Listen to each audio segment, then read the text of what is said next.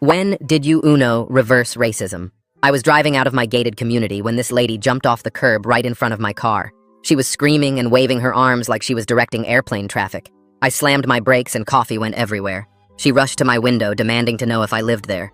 Her face was red and spit flew as she yelled about watching me drive through her neighborhood. Her husband jogged over looking mortified in his cargo shorts and polo shirt. "Karen, please," he said, grabbing her elbow. "This is our neighbor from the blue house."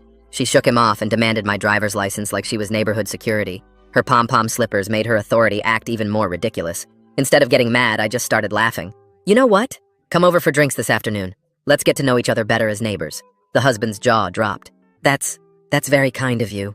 Karen kept sputtering about documentation while her husband dragged her away apologizing. I drove home sticky with coffee but oddly amused by the whole thing. 4 hours later, I walked to their house carrying red and white wine. Mitchell answered, looking shocked I actually came. Behind him, Karen shrieked, "Absolutely not!" from their living room. Mitchell's face went crimson as he stood in the doorway doing that awkward shuffle. "I'm so sorry. She's not feeling social, but maybe I could stop by your place in an hour?" I shrugged and walked home. Sure enough, an hour later, Mitchell knocked carrying a six-pack. We sat on my porch and he practically collapsed into a chair. "I'm really sorry about this morning. Karen's been getting worse lately. She watches the neighborhood Facebook page like it's her job." We cracked open beers and talked. Mitchell was a software engineer who worked from home and seemed desperate for normal conversation. We discovered we both loved craft beer and hated the HOA rules. After his third beer, he admitted Karen had called the police on 3 other neighbors this month alone. "I keep telling her she's going to get us sued, but she thinks she's protecting property values," he said miserably. We ordered pizza and moved inside to watch the game. Mitchell relaxed for the first time all day. He kept thanking me for being understanding and not filing a complaint about the morning incident. "You know what's crazy?" Mitchell said during halftime. "In 23 years of marriage, this is the first time I've just hung out with a friend without asking permission." We were laughing about the HOA's latest ridiculous rule about grass height when Mitchell's phone started buzzing. He ignored it. Then it rang, and rang, and rang. "Maybe you should answer," I suggested. Mitchell shook his head. "She's probably calling to demand I come home. For once, I'm going to enjoy my evening." His phone finally stopped. We high-fived and opened another beer. The third quarter had just started when I noticed something odd. A car had driven past my house 3 times, then another. They were moving slowly like they were looking for addresses. "Hey, Mitchell, does Karen know my exact house number?" "No. Why?" That's when we heard the sirens. Not just 1 or 2, but what sounded like every cop car in the county. The noise got louder and louder until red and blue lights were flashing through every window. I peeked through the blinds and my blood went cold. Multiple police cars had surrounded my house. Officers were taking positions behind their vehicles with weapons drawn. More cars kept arriving. I could see officers moving through my backyard. They had the whole property surrounded. "Oh my God," Mitchell whispered, looking through another window. "What did she tell them?" In my driveway, I could see Karen talking animatedly to what looked like a police captain. She was gesturing wildly at my house, and I could see her mouth forming words that looked like dangerous and hostage. Even from here, her pom-pom slippers looked ridiculous against the severity of what was happening. A megaphone crackled to life. "This is the police. We have the house completely surrounded. We know you're in there." Mitchell and I looked at each other in terror. Whatever Karen had told them, it was clearly more than just, "My husband is watching football." The tactical positions the officers were taking suggested they thought something serious was happening inside. "Should I go out there?" Mitchell asked, his face pale. "Wait," I said.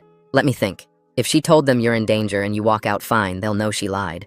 But if they think I'm dangerous..." The megaphone crackled again. "You have 30 seconds to respond before we escalate. Release the hostage immediately." Hostage. She'd told them Mitchell was a hostage. My hands started shaking as I realized how bad this could get. One wrong move and this could end with me dead on my own living room floor. Mitchell reached for the door handle, but I grabbed his arm. Outside, I could hear more sirens approaching. Whatever happened next would happen fast. Through the window, I saw an officer with SWAT gear arriving on scene. The megaphone counted down. 20 seconds. My heart was pounding so hard I could barely breathe. Mitchell looked at me with panic in his eyes as we both realized Karen might have finally gone too far. 10 seconds. The countdown hit 0, and I grabbed Mitchell's arm hard, yanking us both down behind my couch, just as the megaphone voice boomed that they were coming in. The front door exploded inward with a crack that made my ears ring, wood splintering everywhere as officers poured through like water breaking a dam. Red laser dots swept across my walls and ceiling while boots thundered on my hardwood floors, more officers streaming in through what used to be my doorframe. They were screaming commands all at once, telling us to show our hands, get on the ground, don't move, all of it mixing into this wall of noise that made thinking impossible. Mitchell and I hit the floor face first, arms stretched out wide while rifle barrels pointed at us from every direction. My cheek pressed against the cold wood, and I could see dust bunnies under my entertainment center that I'd missed while cleaning. Such a stupid thing to notice while cops had guns on me. More boots kept coming, officers calling out clear as they swept through my kitchen, my hallway, checking every closet and room like they expected to find bodies or bombs. Someone's knee pressed into my back while hands patted me down for weapons, pulling my phone and wallet from my pockets before zip-tying my wrists behind me so tight the plastic bit into my skin. Mitchell grunted next to me as they did the same to him, both of us lying there like criminals while my house got torn apart by what looked like half the police force. I managed to turn my head enough to tell the officer kneeling on me that I was the homeowner, and this was all a huge mistake. But he just said they were following protocol for a reported hostage situation and to stay still. After what felt like forever, but was probably 10 minutes, they finally let us sit up against the wall, though they kept us about 6 feet apart with an officer standing between us. The lead officer grabbed his radio and reported the scene was secure with 2 males in custody and no weapons found, which made me want to laugh because the most dangerous thing in my house was probably the expired milk in my fridge. Through my living room window, I could see Karen out in my driveway talking to someone who looked like the police captain, her arms waving around like she was conducting an orchestra while those stupid pom-pom slippers bounced with every gesture. Even from inside, I could see her mouth forming words, and it looked like she kept saying dangerous and threatened over and over while pointing at my house. A woman in plain clothes ducked through my broken doorframe and introduced herself as a crisis negotiator, crouching down in front of me with this careful expression like I might snap at any moment. She started asking me gentle questions about what happened tonight. So I explained about the morning incident with Karen jumping in front of my car, how I'd invited them for drinks to smooth things over, and how Mitchell had come by to watch the game instead. Across the room, I could hear Mitchell telling another officer his version, his voice shaking as he explained that his wife had been calling the police on neighbors a lot lately, 3 times just this month, and the officer taking notes looked more and more doubtful with every word. The negotiator asked to see my phone to verify our timeline, so the officer who'd taken it handed it over, and she scrolled through my texts with Mitchell about watching the game, then walked over to check that my TV was actually on the sports channel we'd claimed. She took photos of the pizza box on my coffee table and the beer bottles lined up on the side table, documenting everything while more officers tramped through my house taking pictures and notes. After about an hour of this, 2 officers brought Karen inside to give her statement, but they took her straight to my dining room while moving Mitchell and me to separate bedrooms so we couldn't hear each other or her. I sat on my bed with my wrists still zip-tied, watching through my bedroom window as more police cars kept arriving like this was the crime of the century instead of a crazy neighbor making stuff up. The officer guarding me kept checking his watch and shaking his head, and I heard him mutter something about overtime and false reports when his radio crackled with updates. Through my closed door, I could hear muffled voices, Karen's high-pitched tone cutting through even when I couldn't make out the words. Then long silences, then more talking. Finally, the police captain himself came into my room carrying a tablet, and he pulled up security footage from the neighborhood gate that showed Mitchell walking up my driveway at exactly the time we'd said, carrying his 6-pack and looking relaxed, not like someone being held against his will. The timestamp on the footage matched our story perfectly, showing Mitchell had been here for hours before Karen called claiming he was in danger. The captain's face got harder with every frame he reviewed, and he called someone on his radio to bring the woman who'd made the report to the living room immediately. 2 officers walked Karen into my living room, and she was still talking non-stop about how she'd seen suspicious activity and knew something bad was happening. The captain stood there with his arms crossed while Karen kept pointing at me and saying she'd been watching my house for months because she knew I was up to no good. Mitchell came out of the other bedroom with his guard, and his face went white when he saw his wife standing there in her pom-pom slippers, still trying to convince everyone she was right. An officer near the captain leaned over and told him they'd searched the whole house and found nothing. No weapons, no drugs, no evidence of any crime at all. The captain's jaw got tight, and he stared at Karen, who was still rambling about how she'd heard screaming and knew Mitchell was in danger. She kept insisting she'd done the right thing and that they should be thanking her for being vigilant about neighborhood safety. The negotiator pulled the captain aside, and they had a quick conversation while looking at their notes and shaking their heads. Mitchell stood there rubbing his wrists where the zip ties had been, and I could see red marks all around them from how tight they'd been.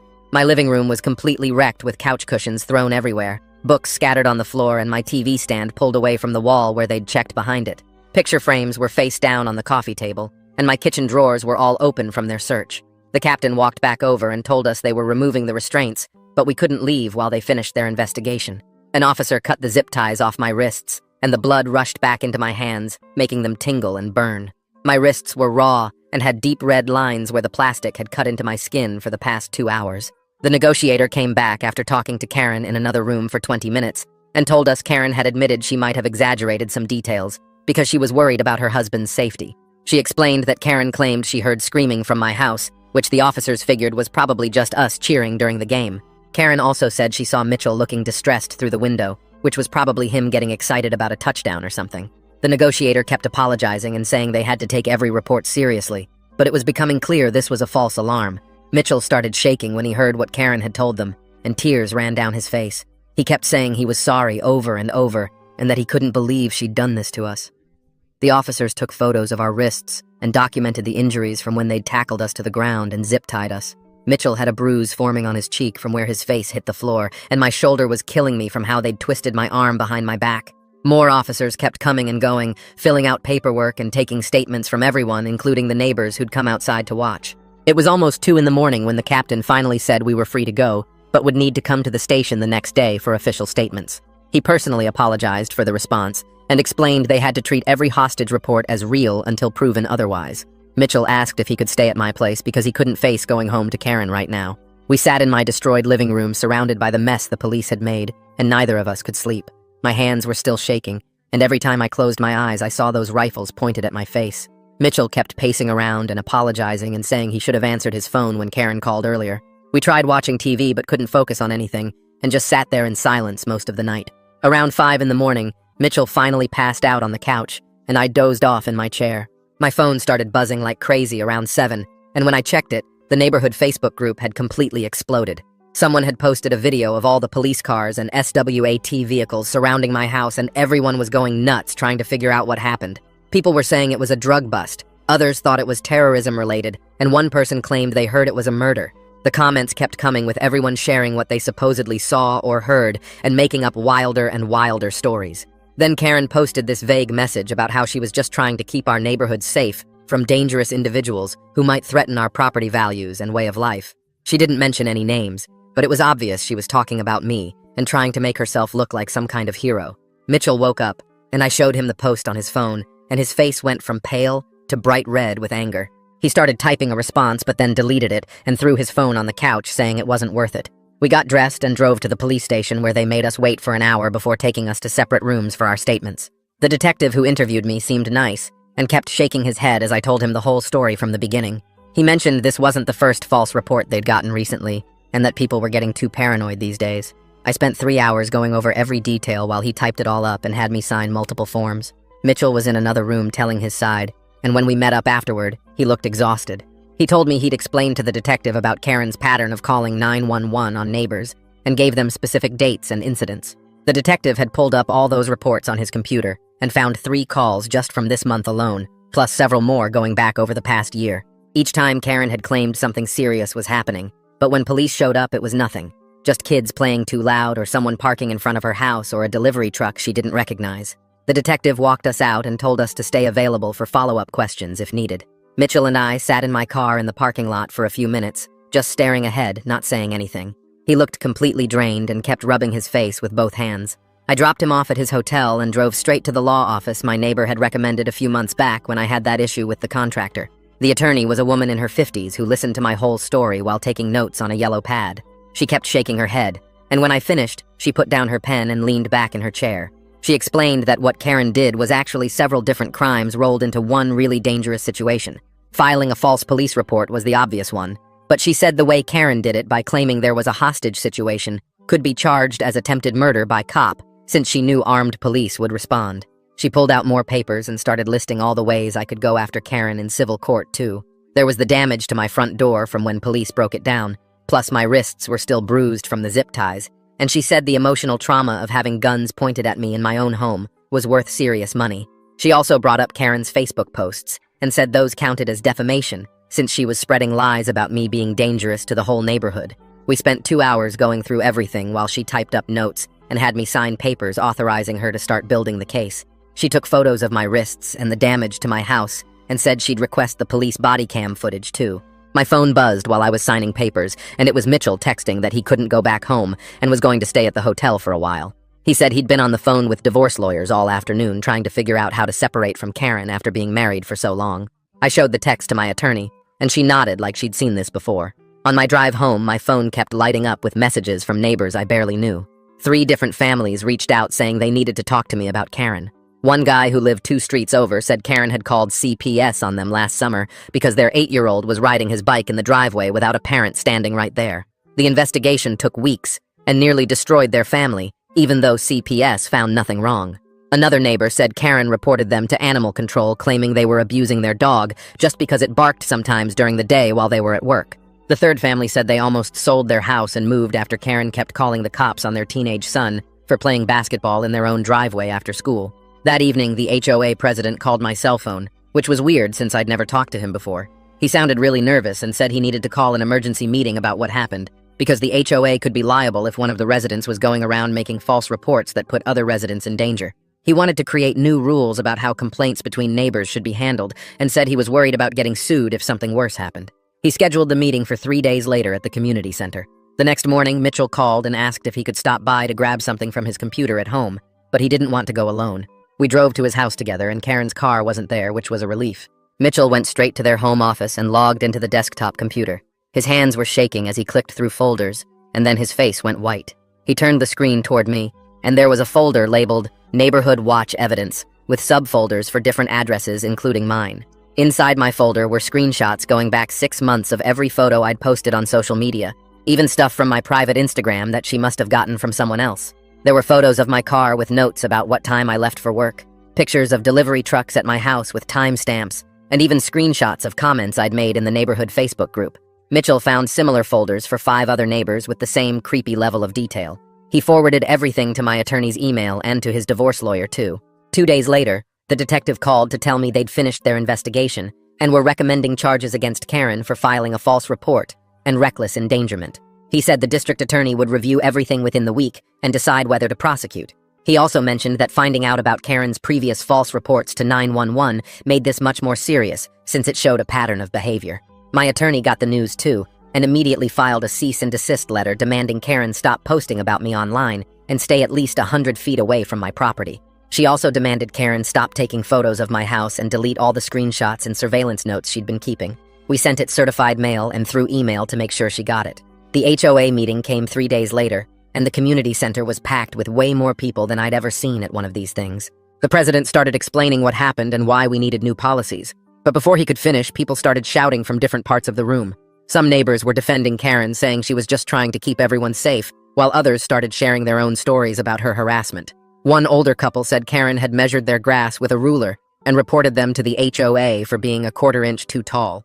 Another family said she'd called the cops on their nanny for sitting in a parked car during her break. The room got louder and louder with people arguing about whether Karen was protecting the neighborhood or terrorizing it. Mitchell had been sitting quietly in the back, but suddenly stood up and walked to the front of the room. His voice was shaking, but he spoke loud enough for everyone to hear. He apologized for what his wife had done and admitted she needed professional help. He said he'd been in denial for years, but watching me almost get shot by police finally made him realize how dangerous her behavior had become. Karen must have been listening from outside, because she burst through the doors, screaming that we were all conspiring against her, and that she was the only one who cared about property values and keeping criminals out of the neighborhood. She pointed at different people, calling them lazy, irresponsible, and dangerous before the HOA president told her she needed to leave, or he'd call security. She stormed out yelling that we'd all regret this when the neighborhood went to hell without her watching over things. The HOA president called another meeting 2 weeks later, and this time the room was even more packed with people standing against the walls. He put up a PowerPoint about new safety rules and started reading from prepared notes about needing proof before making complaints about neighbors. People started voting by raising hands, and it passed 37-12 with most of Karen's supporters looking mad, but outnumbered. The president also announced the Facebook group couldn't be used for security alerts anymore unless someone had actual evidence like photos or police reports. Karen sat in the front row taking notes and shaking her head the whole time, while Mitchell sat way in the back looking at his phone. The next morning, I woke up to find 3 security cameras mounted on Karen's house, all pointing directly at my property and other neighbors' houses. She'd installed them overnight using some kind of telescoping poles that reached up to her roofline. I took photos and called the HOA president, who came over within an hour to look at them himself. He stood in my driveway shaking his head and said this violated at least 4 different privacy rules in our community guidelines. He walked straight to Karen's house, and I watched through my window as they argued on her porch for 20 minutes. She kept pointing at the cameras and then at various houses while he held up what looked like the HOA rulebook. Eventually he left, and she went inside, slamming her door so hard I heard it from my living room. 3 days later, the detective called to tell me the district attorney had reviewed everything and decided to move forward with criminal charges. He said they'd be arresting Karen within the next day or two for filing a false police report and misuse of emergency services. I asked if Mitchell knew, and he said they'd try to do it when he wasn't home to minimize the drama. The arrest happened the next afternoon while I was working from home and Mitchell was at his office. 4 police cars pulled up to their house, and officers walked up to the door with papers in their hands. Karen answered wearing her bathrobe, and I could hear her screaming from inside my house, even with all the windows closed.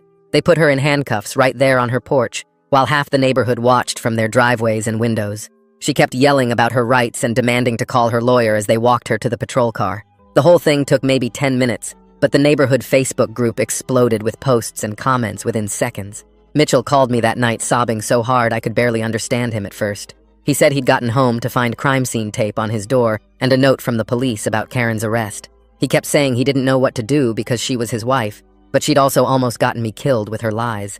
He told me he'd been staying at the Hampton Inn down the street for a week already because he couldn't deal with her anger about the HOA meeting. His voice cracked when he admitted he was almost out of money and didn't know where he'd go next. I told him to pack a bag and come stay in my guest room until he figured things out. He showed up an hour later with 2 suitcases and a laptop bag looking like he hadn't slept in days. We didn't talk much that first night, but I showed him the guest room and told him to stay as long as he needed. The next few days were quiet with Mitchell mostly working from the guest room and only coming out for food. Karen posted bail after 3 days, and the first thing she did was drive straight to my house at 7 in the morning. She stood on my lawn screaming for Mitchell to come out and calling me a homewrecker and saying I'd destroyed her marriage. Mitchell was shaking in the kitchen while I called 911 and told them someone was violating a restraining order on my property. The dispatcher recognized my address and said units were already on the way because neighbors had called too. Karen kept pounding on my door until 3 police cars showed up and officers got out already looking tired of dealing with her. They arrested her right there on my porch while she screamed about being set up and how we were all conspiring against her. The same detective called me later to say the judge had revoked her bail after this second arrest and she'd be held until trial. He said judges don't like it when people violate restraining orders hours after posting bail because it shows they won't follow court orders. Mitchell cried again when I told him, but also looked relieved like a weight had been lifted off his shoulders. The local news picked up the story a week later, though they didn't use our real names or show our houses. They called it a cautionary tale about false 911 calls and interviewed the police chief about wasting resources. After the story aired, 3 more neighbors contacted me privately to share their own stories about Karen's harassment over the years. One family said she'd called animal control on their indoor cat, claiming it was a danger to the neighborhood. Another couple said she'd reported them to code enforcement 17 times for things like leaving their trash cans out an hour too long. Mitchell started seeing a therapist the week after the news story and came home from his first session looking shocked. He told me the therapist helped him realize Karen had been controlling every part of his life for decades. She'd picked his clothes, controlled their bank accounts, decided what he could watch on TV, and even monitored his work emails. He said he hadn't been allowed to have friends over since they bought the house 8 years ago. I started therapy too because I couldn't shake the image of all those guns pointed at me in my own living room. My therapist specialized in trauma from police encounters and said what I was feeling was totally normal for someone who'd been through that. I'd wake up at night thinking I heard sirens or jump when cars drove by too slowly. The fear that police might burst through my door again made it hard to relax even in my own home. 3 weeks later, we were sitting in a courtroom watching Karen's lawyer stand up and start talking about anxiety disorders. He pulled out medical records and waved them around saying Karen had been diagnosed years ago and that her fear of me was genuine because of her condition. The prosecutor stood up holding a thick folder and started reading dates and addresses from all the false reports Karen had filed over the past 5 years. She listed 17 different incidents where Karen had called police on neighbors for things like kids playing basketball or someone parking too close to her driveway. The judge looked annoyed as the prosecutor showed a pattern of Karen using 911 like her personal complaint line. Mitchell sat next to me taking notes on everything being said because his divorce lawyer wanted copies of all the court documents. After court, Mitchell drove straight to his lawyer's office and filed the divorce papers he'd been putting off for weeks. The lawyer helped him fill out forms for separating their bank accounts and dividing their assets. Mitchell signed papers requesting the house since Karen's arrests happened there, and she couldn't return anyway because of the restraining order. 2 days later, Mitchell called me sounding confused because his lawyer found 3 bank accounts Karen had hidden with almost $40,000 total. The statements showed she'd been moving money from their joint account for 2 years, putting $500 here and $300 there into accounts only in her name. Mitchell's lawyer said this was financial fraud, and they could use it in the divorce to get Mitchell a better settlement. The HOA president called an emergency meeting that week and announced they were bringing in a professional mediator to teach conflict resolution. He said our incident had made the board realize the neighborhood had serious communication problems that needed fixing before someone got hurt. The mediator showed up the next Tuesday and set up chairs in a circle at the community center. About 20 people came, which was less than half the neighborhood, but more than I expected. She made us do exercises about listening without judging and finding common ground even when we disagreed. Some people rolled their eyes, but others actually took notes and asked questions about handling difficult neighbors. 3 weeks after Karen's arrest, the prosecutor called to say Karen wanted to plead guilty to reduced charges.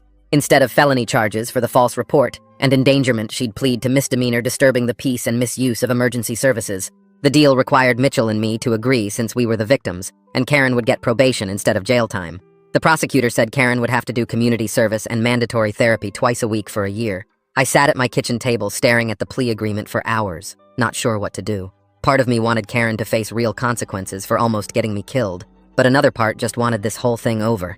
Mitchell came over and we talked about it over beers on my back porch since we both avoided my living room now. He said he wanted to agree to the deal because maybe therapy would actually help Karen understand what she'd done wrong. We both signed the papers the next day and faxed them to the prosecutor's office. At sentencing, the judge gave Karen 2 years probation and 200 hours of community service at a mental health facility.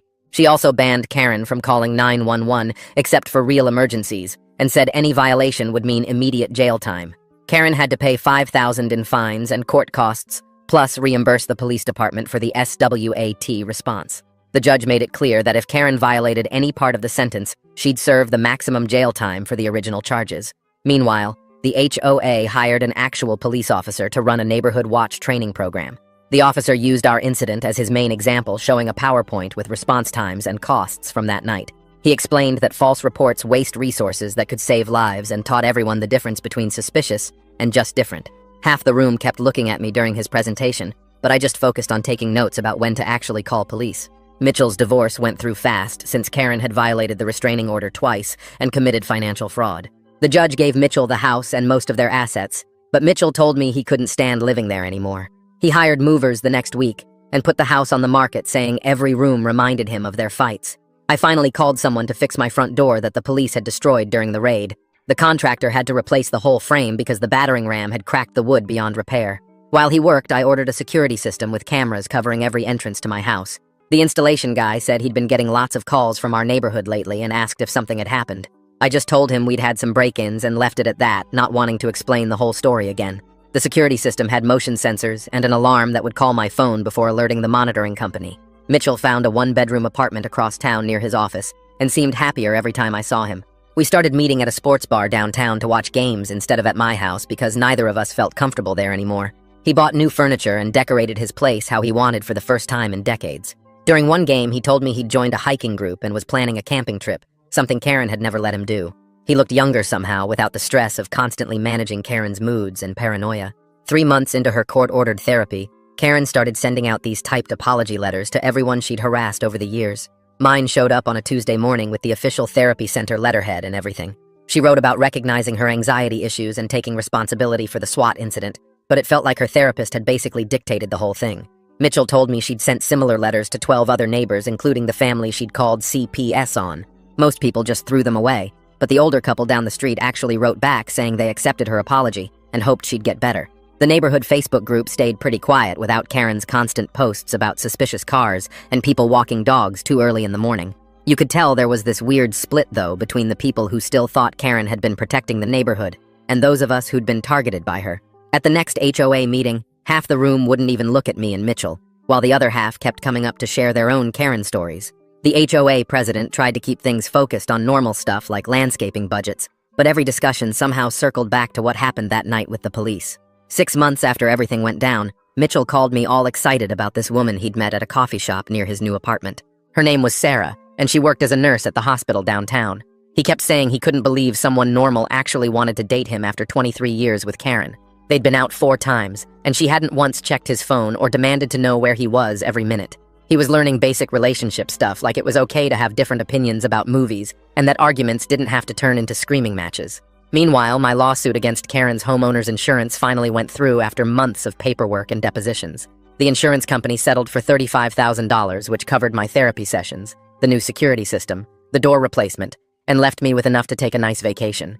My lawyer said they wanted to avoid a jury trial where the SWAT footage would play badly for them. The The check arrived the same week Mitchell told me Karen was finally moving. She'd finished her community service hours at the mental health facility and decided to go live with her sister in Arizona. Mitchell helped her pack just to make sure she actually left and told me she seemed different, like the fight had gone out of her. The moving truck pulled away on a Thursday afternoon, and you could practically feel the whole neighborhood exhale. 3 weeks later, the HOA sent out this new policy document they called the Good Neighbor Guidelines, which written because of our incident. It had specific rules about when to call police, what constituted actual suspicious behavior, and consequences for false reports, including HOA fines and possible legal action. They even brought in that police officer again to do another training about the difference between being vigilant and being paranoid.